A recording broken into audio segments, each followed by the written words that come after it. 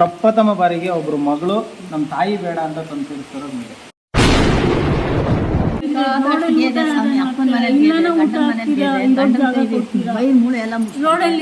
ಏನ್ ಸುಖ ಬತ್ ನನ್ಗೆ ಏನ್ ಸುಖ ದಿನ ಎತ್ತಿ ಒಂದ್ ಕೊಳಕ ರಾಗಿ ಬಿಸ್ಬೇಕಾಯ್ತು ಅಷ್ಟು 8 ಜನ ಆಯ್ತು ಭತ್ತ ಕುಟ್ಟೋದು ರಾಗಿ ಬಿಸೋದು ಬೇಕಾದಷ್ಟು ಕೆಲಸ ಮಾಡ್ಬೇಕು ಅನ್ಸಲ್ಲ.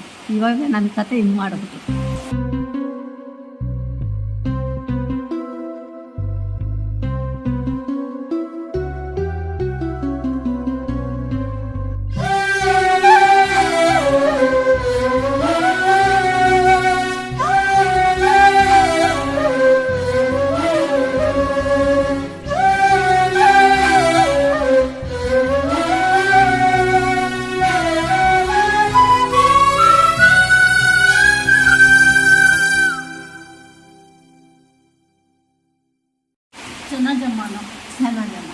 ಸ್ನೇಹಿತರೆ ನಮಸ್ಕಾರ. ನಾನು ನಿಮ್ಮ ಪ್ರೀತಿಯ ಜನಸ್ನೇಹಿ ಯೋಗೇಶ್. ಇವ್ರ ಹೆಸರು ಚನ್ನಂಜಮ್ಮ ಅಂದ್ಬಿಟ್ಟು, ಅವ್ರ ಹೆಸರು ರತ್ನ ಅಂದ್ಬಿಟ್ಟು. ಸೊ ಇವತ್ತು ನಮ್ಮ ಒಂದು ಜನಸ್ನೇಹಿ ನಿರಾಶ್ರಿತರ ಆಶ್ರಮಕ್ಕೆ ಮಗಳು ತಾಯಿಯನ್ನು ಸೇರಿಸೋದಕ್ಕೆ ಬಂದಿದ್ದಾರೆ.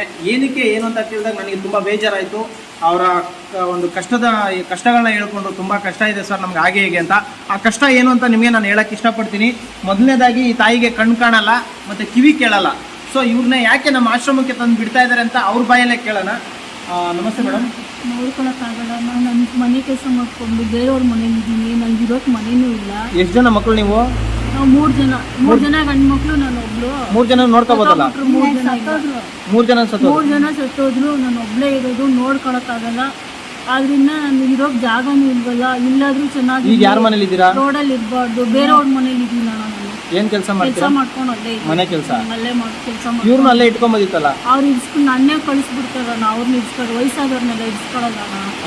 ನಾನೇ ಕೆಲಸ ಮಾಡ್ಕೊಂಡಿದ್ದೀನಿ, ಅವ್ರನ್ನ ಎಲ್ಲೇನ ಇಟ್ಕೊಂಡು. ಇವ್ರಿಗೆ ಏನೇನ್ ಪ್ರಾಬ್ಲಮ್ ಇದೆ ಇವಾಗ? ಕೇಳಲ್ಲ, ಸ್ವಲ್ಪ ಆರೋಗ್ಯ ಸಮಸ್ಯೆ ಇದೆ, ನೋಡ್ಕೊಳಕ್ಕಾಗಲ್ಲ. ಅದಕ್ಕೆಲ್ಲ ಟ್ರೀಟ್ಮೆಂಟ್ಗೆಲ್ಲ ನನ್ನ ಹತ್ರ ದುಡ್ಡಿಲ್ಲ.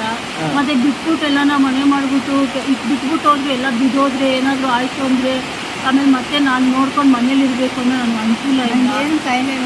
ಅನುಕೂಲ ಇಲ್ಲ, ಏನೂ ಇಲ್ಲ. ಕೆಲಸ ಮಾಡಬೇಕು, ಜೀವನ ಮಾಡಬೇಕು. ನಾವು ಯಾವ ಆಸ್ತಿನ ಏನೂ ಮಾಡಿಲ್ಲ.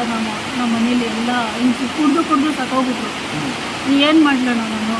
ರೋಡಲ್ಲಿ ಬಿಡೋದು ಬೇಡ ಅಂತ ನಾನು ಇಲ್ಲಾನ ಚೆನ್ನಾಗಿರ್ಲಿ ಅಂತ ಇಲ್ಲಿ ಗಂಟೆ ಕರ್ಕೊಂಬಂದು ಟೋಟಲ್ ಆಶ್ರಮಕ್ಕೆ ಬಿಟ್ಟು ಹೋಗ್ತಿದ್ರಲ್ಲ, ನಿಮ್ಗೇನು ಬೇಜಾರು ಅನ್ಸಲ್ವಾ? ಬೇಜಾರಾಗುತ್ತಣ್ಣ. ಯಾರನ್ನೋ ಬಿಡ್ತಾರೆ.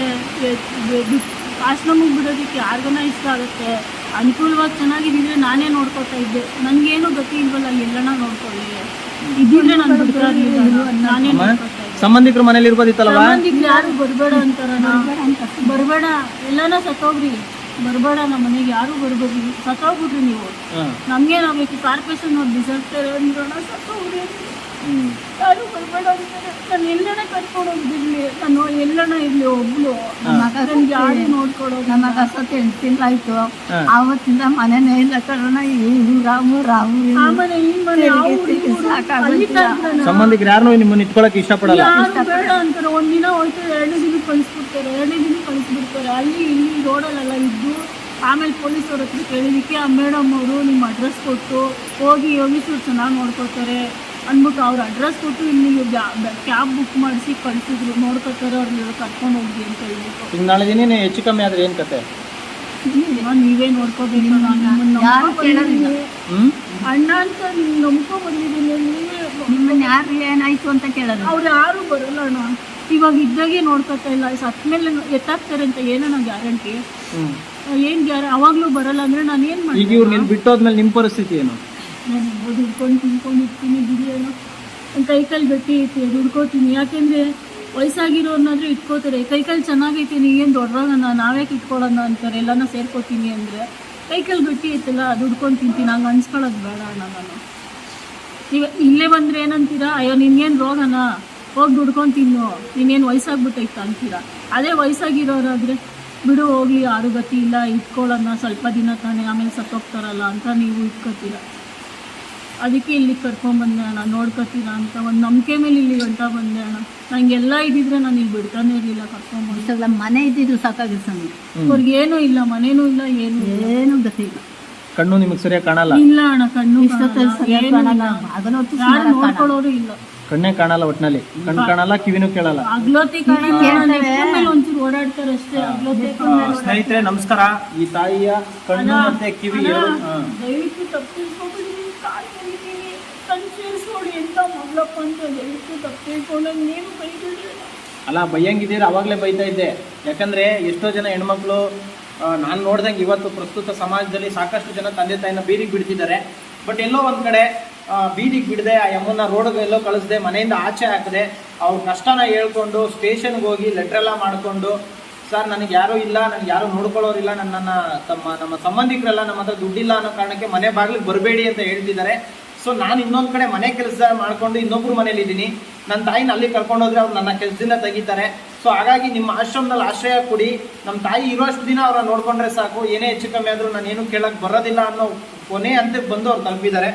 ಕೆಲವೊಂದು ಕಡೆ ಕೇಳಿದಾಗ ಭಾಳ ಬೇಜಾರಾಯಿತು. ಒಬ್ರು ಹೆಣ್ಮಕ್ಳು ಕಷ್ಟದಲ್ಲಿದ್ದಾಗ ಅವ್ರಿಗೆ ಸಹಾಯ ಮಾಡಬೇಕಾಗಿರೋದು ನಮ್ಮ ಕರ್ತವ್ಯ. ಸೊ ನಮ್ಮ ಕೈಲಾದಷ್ಟು ಮಟ್ಟಿಗೆ ನಾವು ಸೇವೆಯನ್ನು ಮಾಡೋದಕ್ಕೆ ನಾವು ರೆಡಿ ಇದ್ದೀವಿ. ಇವಾಗ ಅವರು ಕಣ್ಣು ಕಾಣಲ್ಲ, ಕಿವಿ ಕೇಳಲ್ಲ, ಆದರೂ ಕೂಡ ನಾನು ಇಲ್ಲಿ ಅನಾರೋಗ್ಯದಿಂದ ಬಳಲ್ತಿದ್ದಾರೆ. ಸೊ ನಿಜವಾಗ್ಲೂ ಹೇಳ್ಬೇಕಂದ್ರೆ ನೀವು ನಡ್ಕೊಂಡು ಬರೋದಕ್ಕೂ ಅವ್ರಿಗೆ ಶಕ್ತಿ ಇಲ್ಲ, ಅಷ್ಟು ಅಸಹಾಯಕ ಪರಿಸ್ಥಿತಿಲಿದ್ದಾರೆ. ಸೊ ನನ್ನ ಕೈಲಾದಷ್ಟು ದಿನ ನಾನು ನೋಡ್ಕೊಳ್ಳೋಂಥ ಪ್ರಯತ್ನ ಮಾಡ್ತೀನಿ. ಅಮ್ಮ ಥ್ಯಾಂಕ್ ಯು. ನಾನು ಯಾಕೆ ಥ್ಯಾಂಕ್ಸ್ ಹೇಳ್ತಿದ್ದೀನಿ ಗೊತ್ತಾ, ಎಷ್ಟೋ ಜನ ಇವತ್ತು ತಾಂಡ ಬೀದಿಗೆ ಬಿಟ್ಬಿಟ್ಟು ಬಸ್ ಸ್ಟಾಪ್ಗೆ ಬಿಟ್ಟಿರೋನ ನೋಡಿದ್ದೀನಿ, ಬಸ್ ಸ್ಟಾಪಲ್ಲೋ ಅಥವಾ ಎಲ್ಲೋ ಬಿಟ್ಬಿಟ್ಟು ಅವರು ಸತ್ತಾಗ್ಲೂ ಬರ್ದಿದ್ದವ್ರನ್ನೂ ನೋಡಿದ್ದೀನಿ. ಏನೋ ಒಂದು ಮಾನವೀಯತೆ ದೃಷ್ಟಿ ಇಟ್ಕೊಂಡು ಅವ್ರ ಮಗಳಾಗಿದ್ದಕ್ಕೆ ಒಂದು ಆಶ್ರಮಕ್ಕಾದ್ರೂ ಸೇರಿಸಿ ಪುಣ್ಯ ಕಟ್ಕೊಳ್ಳೋಣ ಅಂತ ಬಂದಿದ್ದೀರಲ್ಲ, ಅದಕ್ಕೆ ಅಲ್ಲಿ ಇಲ್ಲಿ ರೋಡಲ್ಲಿ ಸತ್ತೋಗ್ಬಿಟ್ರೆ, ರೋಡಲ್ಲಿ ಬಿಟ್ಟು ಸತ್ತೋದ್ರಿಂದ ಅದು ಆತ್ಮ ಅಲಿತಾ ಇರುತ್ತೆ. ನಿಮ್ದೇಗೆ ಇಲ್ಲ ನಾವು ತಿನ್ಕೊಂಡು ನಿಮ್ದೇಗೆ ಇರೋಷ್ಟಿನ್ನ ಇಲ್ಲನ ಇರಲಿ ಅಂತ ಇಲ್ಲಿ ಗಂಟ ಬಂದಿದೆ. ಹಂಗೆ ರೋಡಲ್ಲಿ ಬಿಡಬೇಕು ಅಂತಿದೆ, 1 ವರ್ಷದಿಂದನೇ ಬಿಡ್ಬೋದಿತ್ತಲ್ಲ. ಇಷ್ಟು ದಿನ ತನಕ ಅಲ್ಲಿ ಇಲ್ಲಿ ಹೆಂಗೋ ಪಾಪ ನೆಂಟ್ರು ಮನೆ, ಅವ್ರ ಮನೆ, ಇವ್ರ ಮನೇಲಿ ಇದ್ರು, ಸೊಸೆ ಮನೆ. ಯಾಕೆ ನೆಂಟ್ರೆಲ್ಲ ನೋಡ್ಕೊಳ್ಳಲ್ಲ ನಿಮ್ಮ ಪ್ರಕಾರ? ಮಾತ್ರ ದುಡ್ಡಿಲ್ವಲ್ಲ, ದುಡ್ಡಿದ್ರೆ ನೋಡ್ಕೊತಾ ಇದ್ರ? ದುಡ್ಡಿದ್ರು ಈಗ ನೀವು ಅಟ್ಲೀಸ್ಟ್ ಇವ್ರ ಮಗಳು ಇವಾಗ ತಾಯಿ ಬಿಡಿ, ನಾಳೆ ನೀವು ನೆಂಟ್ರು ಮದುವೆ ಮುಂಚೆ ನಿಮ್ಗೇನೋ ಮದುವೆಗಿದ್ರೆ ಆದ್ರೆ ನೆಂಟ್ರು ಮನೆಗೆ ಹೋಗ್ಬೇಕಲ್ಲ, ಅವಾಗ ಏನ್ ಮಾಡ್ತೀರಾ? ಯಾರು ಬೇಡಣ, ಇವ್ರನ್ನ ಯಾವಾಗ ಆಶ್ರಮಕ್ಕೆ ಸೇರಿಸ್ತೀವಿ ಅಂದಾಗಲೇ ಯಾರು ನಾನು ಇದೀನಿ, ಸಪೋರ್ಟ್ ಮಾಡ್ತೀನಿ, ನಾನು ನೋಡ್ಕೊತೀನಿ ಅಂತ ಒಂದು ಮಾತು ಹೇಳಿಲ್ಲ. ಆದ್ಮೇಲೆ ಇವತ್ತೇ ಲಾಸ್ಟು ಎಲ್ಲ ನಂಬರು ಡಿಲೀಟ್ ಮಾಡ್ತೀನಿ, ಬ್ಲಾಕ್ ಮಾಡ್ತೀನಿ, ಯಾರು ಕಾಂಟ್ಯಾಕ್ಟೇ ಇಟ್ಕೊಳ್ಳಲ್ಲ. ನಮ್ಮ ನೆಂಟರು ಇವತ್ತಿಗೆ ಸತ್ತೋಗ್ಬಿಟ್ರು. ಯಾವಾಗ ನಾನು ಇಲ್ಲಿ ತಂದುಬಿಟ್ನೋ ನೆಂಟರು ಸತ್ತೋಗ್ರು ಅಷ್ಟೇ. ನನ್ನ ಪಾಲಿಗೆ ತುಂಬಾ ಜನ ಇದ್ದಾರೆ, ಎಲ್ಲರೂ ಇದ್ದಾರೆ. ಇವ್ರ ಅಣ್ಣ, ತಮ್ಮ, ಅವ್ರ ಮಗ, ಸೊಸೆ ಇದ್ದಾರೆ, ಮೊಮ್ಮಕ್ಳಿದ್ದಾರೆ, ಎಲ್ಲ ಅನುಕೂಲವಾಗಿ ಎಲ್ಲ ಚೆನ್ನಾಗಿದ್ದಾರೆ. ಊರಲ್ಲೂ ಎಷ್ಟೊಂದು ಜನ ಎಲ್ಲ ನೆಂಟರು ಬೇಜಾನ್ ಜನ ಅವ್ರೆ, ಯಾರು ಇಲ್ಲ, ಭಿಕಾರಿ ಅನ್ಕೋಬಿಡಿ, ಎಲ್ಲ ಅವ್ರ ಅಣ್ಣ ತಮ್ಮದಿರು, ಸಂಬಂಧಿಕರು. ಯಾರು ಬರಬೇಡಿ, ನಿಮ್ಮ ಹತ್ರ ದುಡ್ಡಿಲ್ಲ, ಏನೂ ಇಲ್ಲ, ನಿಮ್ಮನ್ನ ನಾವ್ಯಾಕೆ ನೋಡ್ಕೋಬೇಕು, ಸಾಯಿರಿ ಎಲ್ಲ ನಾವು ಮಕ್ಕಳು ಬರಬೇಡಿ. ಅವರು ಕುಲವಾಗಿ ಅವರೇ ಮನೆ ಎಲ್ಲ ಮಾಡಿಕೊಂಡು ಒಬ್ರು ಹತ್ರ ಸೇರ್ಸೋರು. ಇವ್ರು 2ನೇ ಅಣ್ಣ ಮಿಲಿಟರಿ ಆಫೀಸರು, ಜೋರಾಗೆ ಬದುಕ್ತಾರೆ ಬೇಕಾದಂಗೆ. ಇವ್ರ ಅಣ್ಣ ತಮ್ಮದಿರೆಲ್ಲ ಗೌರ್ಮೆಂಟ್ ಕೆಲಸದವ್ರೆ, ಯಾರು ಗೌರ್ಮೆಂಟ್ ಕೆಲಸದವ್ರೆ ಅಣ್ಣ. ಎಲ್ಲರೂ ಎಲ್ಲ ಅನುಕೂಲವಾಗಿ ಚೆನ್ನಾಗವ್ರೆ, ಮನೆ ಮಠ ಮಾಡಿಕೊಂಡು, ಯಾರು ನೋಡಲ್ಲ. ನಾನು ಯಾಕೆ ಎಲ್ಲನ ಸಾಯ್ಲಿ ಹೋಗೋ. ಪ್ರಪ್ರಥಮ ಬಾರಿಗೆ ಒಬ್ರು ಮಗಳು ನಮ್ಮ ತಾಯಿ ಬೇಡ ಅಂತ ತಂದು ಸೇರಿಸ್ತಾರೋ ಅಣ್ಣ, ಬೇಡ ಅಂತ ಸೇರಿಸ್ತಾ ಇಲ್ಲ ಅಣ್ಣ, ನನ್ಗೆ ಅನುಕೂಲ ಇಲ್ಲ, ನಾನು ನೋಡ್ಕೊಳ್ಳೋ ಶಕ್ತಿ ಇಲ್ಲ, ನನ್ನ ದೇವ್ರು ಏನು ಕೊಟ್ಟಿಲ್ಲ ಅಂತ ಸೇರಿಸ್ತಾ ಇದ್ದೀನಿ. ಬೇಡ ಅಂದರೆ ರೋಡಲ್ಲೇ ಬಿಡ್ಬೋದಿತ್ತು. ಇಲ್ಲಿವರೆಗೂ ಯಾರನ್ನ ಕರ್ಕೊಂಡ್ಬರ್ತಾರೆ, ರೋಡಲ್ಲಿ ಬಿಟ್ಟರೆ ಯಾರು ನೋಡ್ಕೊಳ್ಳಲ್ಲ. ಇಲ್ಲ ಅಂದರೆ ನಿಮ್ಮ ಮನೆಯವ್ರು ನೋಡ್ಕೊತೀರ, ದೇವ್ರ ಥರ ಇಲ್ಲ ಅಂತ ಇಲ್ಲಿವರೆಗೂ ಹುಡುಕೊಂಡ್ಬಂದೆ ನಾನು ಇಷ್ಟೊತ್ತೆ. ಸರಿ ಅಮ್ಮ, ಆಯ್ತು, ನಮ್ಮ ಕೈಲಾದಷ್ಟು ಮಟ್ಟಿಗೆ ನಾನು ನೋಡ್ಕೊಳ್ತೀನಿ. ನನ್ನ ಕೈಲಾದಷ್ಟು ದಿನ ನಾನು ಇಲ್ಲಿವರೆಗೂ ಬಂದಿದ್ದೀನಿ, ಉಚಿತ ಸೇವೆ ಕೊಡ್ತೀನಮ್ಮ. ಇರೋಷ್ಟು ದಿನ ರೋಡಲ್ಲಿ ಬಿಟ್ಟಿದ್ರೆ ಮೂಳೆ ಎಲ್ಲ ರೋಡಲ್ಲಿ ಇದ್ರೆ ಏನು ಸುಖ ಬತ್ತು ನನಗೆ, ಏನು ಸುಖ. ದಿನ ಎತ್ತಿ ಒಂದು ಕೊಳಗಾರ ಹಾಕಿ ಬಿಸ್ಬೇಕಾಯ್ತು, ಅಷ್ಟು 8 ಜನ ಆಯಿತು. ಒಂದು ಭತ್ತ ಕುಟ್ಟೋದು ಅವಾಗೆಲ್ಲ ಇದಿಲ್ಲ, ಮಿಷಿನ್ ಈಗ ಭತ್ತ ಕುಟ್ಟೋದು, ರಾಗಿ ಬಿಸೋದು, ಬೇಕಾದಷ್ಟು ಕೆಲಸ ಮಾಡ್ಬೇಕು ಅನ್ಸೋದು. ಇವಾಗ ನನ್ನ ಕತೆ ಹಿಂಗೆ ಮಾಡ್ಬಿಟ್ಟು ಇರ್ಲಿ ಅಮ್ಮ. ಎಲ್ಲ ಥ್ಯಾಂಕ್ ಯು ಅಮ್ಮ. ಆಯ್ತು, ಯಾಕನ್ನ ಥ್ಯಾಂಕ್ಸ್ ಹೇಳ್ತೀರಾ? ನಾವಿಲ್ಲ, ನನಗೆ ನಿಜವಾಗ್ಲೂ ಸಹಾಯ ಮಾಡ್ತಾ ಇದ್ದೀರಾ. ದೇವರು ನಿಮಗೂ ಚೆನ್ನಾಗಿಟ್ಟಿರ್ಬೇಕು. ಇವಾಗ ದೇವ್ರ ಜಾಗದಲ್ಲಿದ್ದೀರಾ, ಆ ದೇವ್ರು ಎಲ್ಲಿದ್ದಾರೋ ಗೊತ್ತಿಲ್ಲ, ಅವ್ರ ಜಾಗದಲ್ಲಿ ಇವಾಗ ಇದ್ದೀರಾ. ಯಾಕೆಂದರೆ ನೋಡ್ಕೊಳ್ಳೋ ಶಕ್ತಿ ಇಲ್ಲಿರೋವಾಗ ಒಂದು ಹೆಣ್ಮಕ್ಳು ಇಷ್ಟೊಂದು ಕಷ್ಟಪಡ್ತವ್ರೆ ಅಂತ ನಾನು ನೋಡ್ಬೇಕಿನಮ್ಮ ಅಂತ ಒಂದು ಭರವಸೆ, ಒಂದು ಇದು ನಂಬಿಕೆ ಕೊಟ್ಟಿದ್ದೀರಲ್ಲ, ಅಷ್ಟಾಗಿ ಸಂಬಂಧಿಕರು ನಾನಿದ್ದೀನಿ ಅನ್ನೋದೇ ಇರಲಿಲ್ಲ. ಒಂದು ಅಣ್ಣ ಸ್ಥಾನದಲ್ಲಿ ಇಟ್ಕೊಂಡು ನಾನಿದ್ದೀನಿ ನೋಡ್ಬೇಕಿನ ಬಿಡಮ್ಮ ಅಂತೀರಲ್ಲ, ಅದಕ್ಕೆ ನಾನಿದ್ದೀನಿ ಅನಿಸಿರ್ಬೇಕಲ್ಲ. ಸರಿ, ಸೊ ಕೇಳಿದ್ರಲ್ಲ ಸ್ನೇಹಿತರೆ, ದಯಮಾಡಿ ಪಾಪ ಹೆಣ್ಮಕ್ಳಿಗೆ ನೀವು ಯಾರು ತಪ್ಪಾಗಿ ತಿಳ್ಕೊಳಕ್ಕೆ ಹೋಗ್ಬೇಡಿ ಅಥವಾ ನೆಗೆಟಿವ್ ಆಗಿ ಕಮೆಂಟ್ ಹಾಕಕ್ಕೆ ಹೋಗ್ಬೇಡಿ. ಕಾರಣ ಇಷ್ಟೇ, ಎಲ್ಲ ಇದ್ದಾರೆ ಫ್ಯಾಮಿಲಿ, ಎಲ್ಲರೂ ಅವರು ಯಾರು ನಮ್ಮ ಮನೆ ಬಾಗಿಲಿಗೆ ಬರಬೇಡಿ, ನಾವು ನೋಡ್ಕೊಳಕ್ಕಾಗಲ್ಲ, ಅವ್ರಿಗೆ ಕಣ್ಣಿಲ್ಲ, ಆಮೇಲೆ ಅವ್ರಿಗೆ ಆರೋಗ್ಯ ಸರಿ ಇಲ್ಲ ಅನ್ನೋ ಕಾರಣಕ್ಕೆ ಮನೆ ಬಾಗಿಲಿಗೆ ಸೇರಿಸ್ತಾ ಇಲ್ವಂತೆ. ಕೊನೆಯದಾಗಿ ಅವರು ಬೇರೆ ಆಪ್ಷನ್ ಇಲ್ಲದೆ, ಮನೆ ಇಲ್ಲದೆ, ಇನ್ನೊಬ್ಬರ ಮನೇಲಿ ಕೆಲಸ ಮಾಡ್ತಿರೋದ್ರಿಂದ ಅವರು ಆಶ್ರಮಕ್ಕೆ ತಂದು ಬಿಡ್ತಾ ಇದ್ದಾರೆ. ಇರಲಿ, ಕಷ್ಟ ಎಲ್ರಿಗೂ ಬರುತ್ತೆ, ನಮ್ಮ ಕೈಲಾದಂಥ ಸೇವೆಯನ್ನು ನಿಸ್ವಾರ್ಥವಾಗಿ ಮಾಡೋಣ. ಸೊ ಇವತ್ತು ಅವರ ತಾಯಿಯನ್ನು ನಮ್ಮ ಒಂದು ಜನಸ್ನೇಹಿ ನಿರಾಶ್ರಿತರ ಆಶ್ರಮಕ್ಕೆ ಉಚಿತವಾಗಿ ನಾನು ಅವರನ್ನು, ಅಂದರೆ ನಾವು ಮಾಡ್ತಿರೋದೇ ಉಚಿತ, ಆದರೆ ಕೆಲವರು ತಪ್ಪು ತಿಳ್ಕೊಳ್ತಾರೆ, ಮಕ್ಕಳು ತಂದು ಬಿಡ್ತಾರೆ ಅಂದರೆ ಪೇಮೆಂಟ್ ತಗೊಳ್ತಾರೆ ಅನ್ನೋ ಅಂತ. ಖಂಡಿತ ಇಲ್ಲ. ಸೊ ಉಚಿತವಾಗಿ ನಾನು ಅವ್ರನ್ನ ಸೇರಿಸ್ಕೊತಾ ಇದ್ದೀನಿ.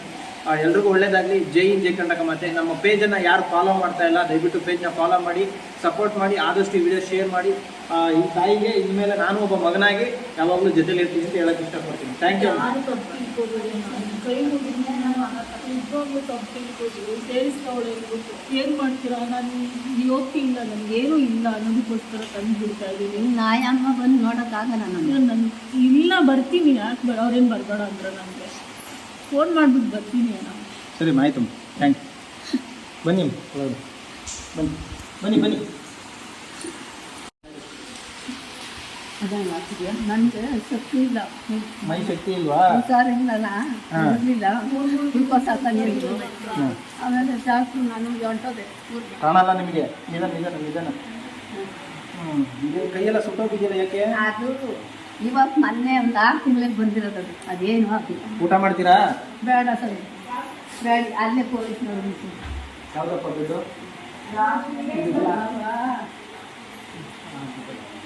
ಕೆಳಗಡೆ ಹಾಕಿದ್ರಾ? ಯಾರು